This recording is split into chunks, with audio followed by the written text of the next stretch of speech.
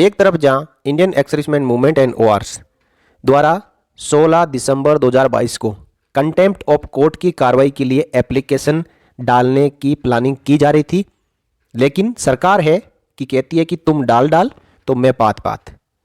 तुम contempt of court की कार्रवाई कहाँ पे करोगे जब हम पहले ही टाइम एक्सटेंशन की पेटिशन को डाल दिया। नमस्कार, जय Hind. One rank one pension 2 यानी OROP के रिवीजन का जो एरियर और बढ़ी हुई पेंशन भूतपूर्व सैनिकों को लागू है, वो भूतपूर्व सैनिकों के चाहने से नहीं मिलेगी। ये तभी मिलेगी जब सरकार की मंशा होगी।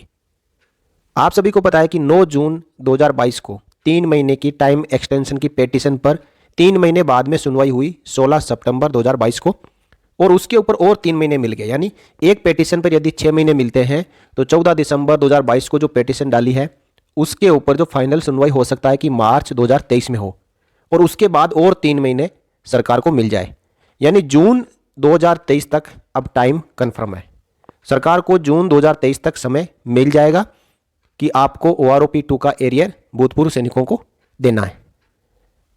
अब जैसा अनुमान लगाया जा रहा था कि सरकार एकदम शांत नहीं बैठ सकती, सरकार अपनी तरफ से पूरी तैयारी रखती है, और जैसे ही 15 दिसंबर 2022 से एक दिन पहले टाइम एक्सटेंशन की पेटिशन डाली, मामला पूरा बदल चुका था। यानी पूरा का पूरा खेल बदल गया। एक तरफ जहां Indian ex serviceman movement and others द्वारा 16 दिसंबर 2022 को कंटेम्प्ट ऑफ कोर्ट की कार्रवाई के लिए एप्लीकेशन डालने की प्लानिंग की जा रही थी, लेकिन सरकार है कि कहती है कि तुम डाल तो मैं पात। तुम कंटेम्प्ट ऑफ कोर्ट की कार्रवाई कहाँ पे करोगे जब हम पहले ही टाइम एक्सटेंशन की पेटिशन को डाल दिया। चलिए, आज जो भी पूरा घटनाक्रम हुआ उसके बारे में मैं आज इस वीडियो में आपको कंप्लीट तरीके से बताऊंगा। सबसे पहले आज सुबह सुबह खबर आई कि सरकार ने 14 दिसंबर 2022 को टाइम एक्सटेंशन की पेटिशन को डाल दिया है, और वो पेटिशन भी सोशल मीडिया में सर्कुलेट हो चुकी थी। उसी के थोड़ी देर बाद मेजर जनरल सतबीर सिंह साहब ने ट्वीट किया, one rank one pension shockingly on 14 December 22, one day before expiry of extended period, government has filed further extension of time to pay arrears with effect from 1st July 2019 as per HSC judgment dated 16 March 22, denying rightful revised pension to ex-servicemen. Ex-servicemen यानी Indian ex serviceman movement has filed MA का मतलब होता है साथियों miscellaneous application on 14 December 22 itself to Honorable Supreme Court not to grant any further extension and direct government to pay arrears immediately. Government has already been granted 9 months age against 3 months. Why government is denying legitimate dues to ex-servicemen is a cause of serious concern. Hindi में समझे तो इसका मतलब है आश्चर्यजनक रूप से 14 दिसंबर 2022 को विस्तारित अवधि की समाप्ति से एक दिन पहले सरकार ने 16 मार्च 2022 को सर्वोच्च न्यायालय के फैसले के अनुसार 1 जुलाई 2019 से बकाया भुगतान करने के लिए और समय सीमा दायर की है। एक्स सर्विसमैन को सही संशोधित पेंशन से वंचित कर दिया है। इंडियन एक्स सर्विसमैन मूवमेंट ने 14 दिसंबर 2022 को सर्वोच्च न्यायालय में MA मिसलेनियस एप्लीकेशन दायर किया है कि कोई और विस्तार न दिया जाए और सरकार को तुरंत बकाया भुगतान करने का निर्देश दिया जाए। सरकार को पहले ही 3 महीने की बजाय 9 महीने मिल चुके हैं। सरकार एक्स सर्विसमैन को वैध बकाये से इनकार क्यों कर रही है, यह गंभीर चिंता का विषय है। साथियों, जो 16 मार्च 2022 को ऑनरेबल सुप्रीम कोर्ट का फैसला आया था, उससे लेकर 15 दिसंबर 2022 तक 9 महीने सरकार को पहले से ही मिल चुके हैं। अब उनको और 3 महीने चाहिए। यानी एक बार जैसा मैंने आपको पहले बताया कि आप टाइम एक्सटेंशन की पेटिशन डालते हो तो 3 महीने बाद उसकी फाइनल सुनवाई होती है, और उसके बाद और 3 महीने सरकार को मिल जाते हैं। तो इस बार भी यह आशा है कि जून 2023 तक सरकार को समय मिल जाएगा। अब इसके ऊपर जो सोशल मीडिया में एप्लीकेशन आई, यानी जो एफिडेविट दायर किया गया डिफेंस सेक्रेटरी द्वारा, उसी के साथ में जो टाइम एक्सटेंशन की पेटिशन यानी मिसलेनियस एप्लीकेशन डाली गई, उसके बारे में हम थोड़ी चर्चा यहाँ जरूर करेंगे, क्योंकि उसके अंदर एक दो बात ऐसी कही गई है जो काफ़ी गंभीर है। तो आइए हम सीधा उस PDF पे चलते हैं। उसमें जो एफिडेविट में मेन पॉइंट्स है उन्हीं को हम समझेंगे, ताकि आपको भी ये बातें संज्ञान में रहें कि एक्चुअली टाइम एक्सटेंशन पेटिशन के पीछे इन्होंने बेस कैप बनाया है। साथियों, जो स्क्रीन पर आप देख पा रहे हो यही वो टाइम एक्सटेंशन की पेटिशन और एफिडेविट है। इसमें जो हमारे काम की बात है हम उसी पे चलेंगे। यहाँ सबसे पहले इस एफिडेविट में और टाइम एक्सटेंशन की पेटिशन में ऑनरेबल सुप्रीम कोर्ट के सभी जजमेंट्स का हवाला दिया हुआ है कि आपने ये आदेश पहले से पास किए हुए हैं। अब हम बात करेंगे पैरा नंबर 3, जो एप्लीकेंट है यानी डिफेंस सेक्रेटरी है उनकी ओर से।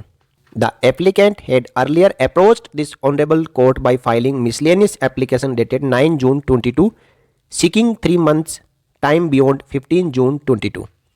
Explaining the reason for seeking extension, it is respectfully submitted that the matter was heard on 16 September 22 and upon hearing the counsel, the court made the following order.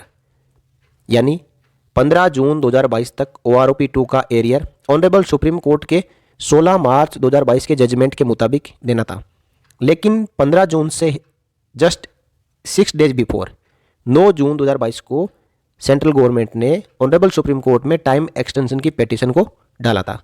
इसके ऊपर सुनवाई 16 सितंबर 2022 को हुई और उसका जो जजमेंट आया है उसमें कहा गया था कि 16 मार्च 2022 का जो फैसला है और इसकी सुनवाई हो रही है 16 सितंबर 2022 को, उसमें 3 महीने बढ़ाए जाते हैं, यानी 16 सितंबर से 3 महीने 15 दिसंबर 22 तक होता है।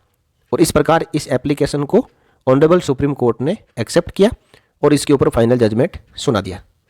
अब आगे इस एफिडेविट में कहा गया है, it is respectfully submitted that controller general of defence account CGDA office was requested by the department of ex serviceman welfare to prepare the tables for next revision of pension in March 22 immediately after the judgement of honourable supreme court dated 16 March 22।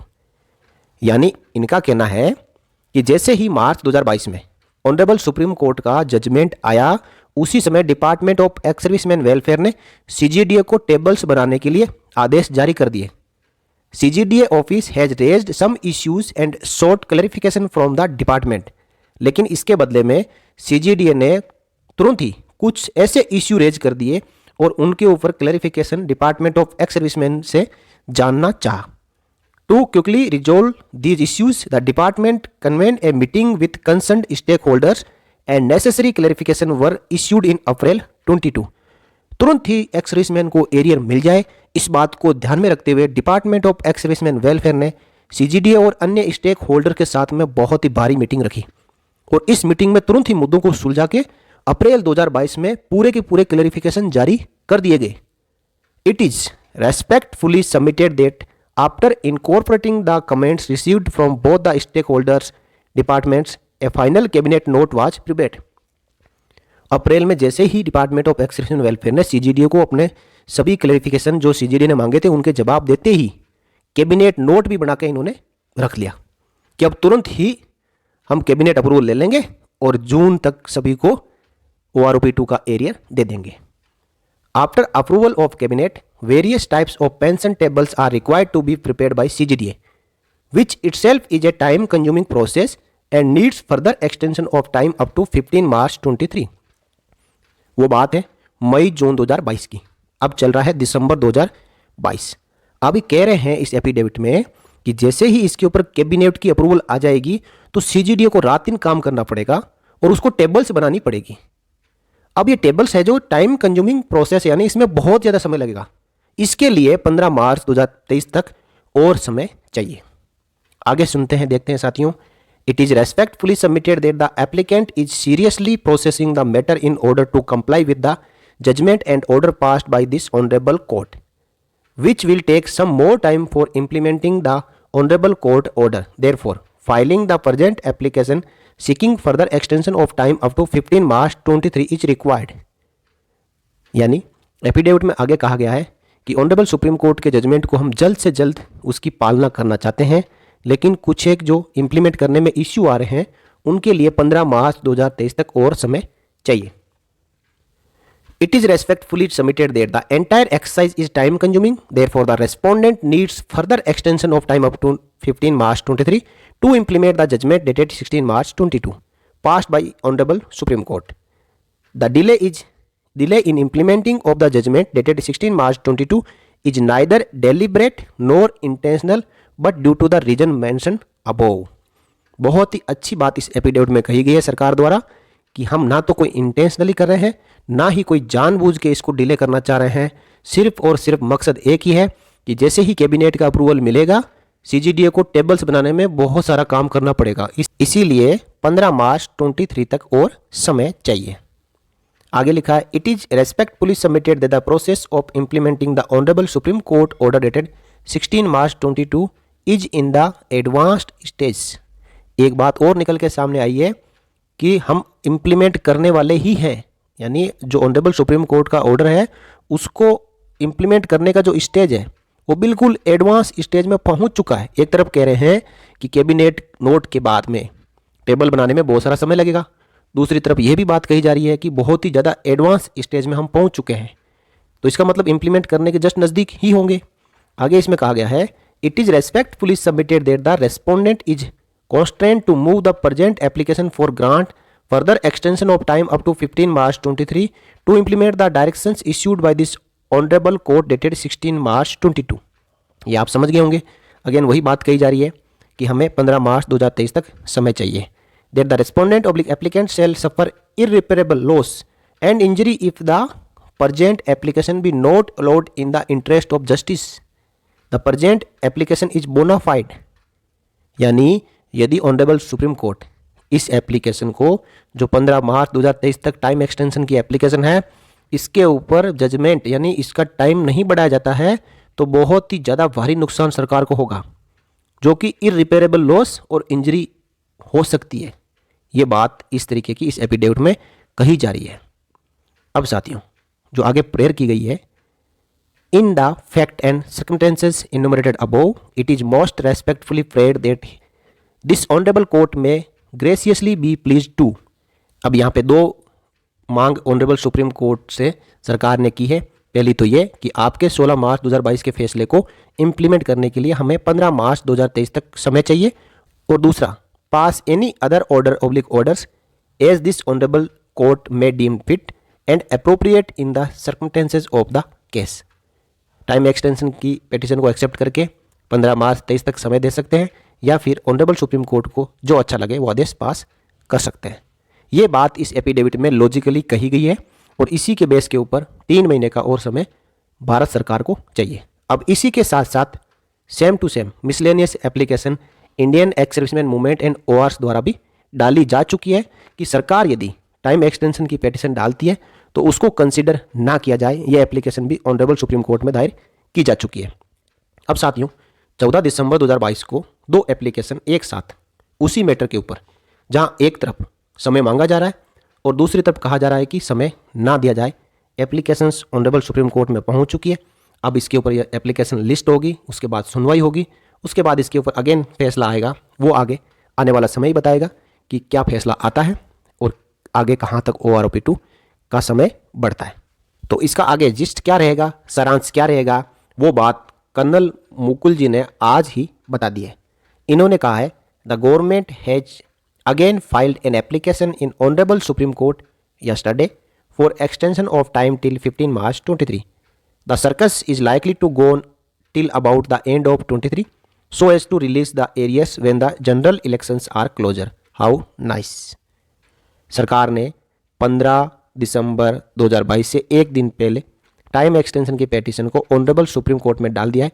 और ये circus, जिसे circus बोलते हैं साथियों, इनका कहना कि यह सर्कस 2023 एंड तक चलेगा, क्योंकि 2024 में इलेक्शन है और इलेक्शन के मुताबिक ही आपको एरियर्स रिलीज किया जाएगा ताकि वोट की राजनीति पकती रहे। सरकार का भी ये मकसद हो सकता है इसके पीछे, ऐसा कहना है कर्नल मुकुल जी का। जनरल इलेक्शंस को ध्यान में रखते हुए आपको एरियर के ऊपर कोई फैसला मिल सकता है या कोई कैबिनेट की अप्रूवल मिल सकती है और उसी के बाद में आपको एरियर्स जारी किया जा सकता है। तो ये था साथियों कंप्लीट जो आज का इम्पैक्ट, जो भी एप्लीकेशंस फाइल की गई है उनके ऊपर आगे क्या प्रोसेस रहने वाला है, सरकार की तरफ से क्या कहा गया है, Indian ex serviceman movements and ORS की तरफ से क्या कहा गया है।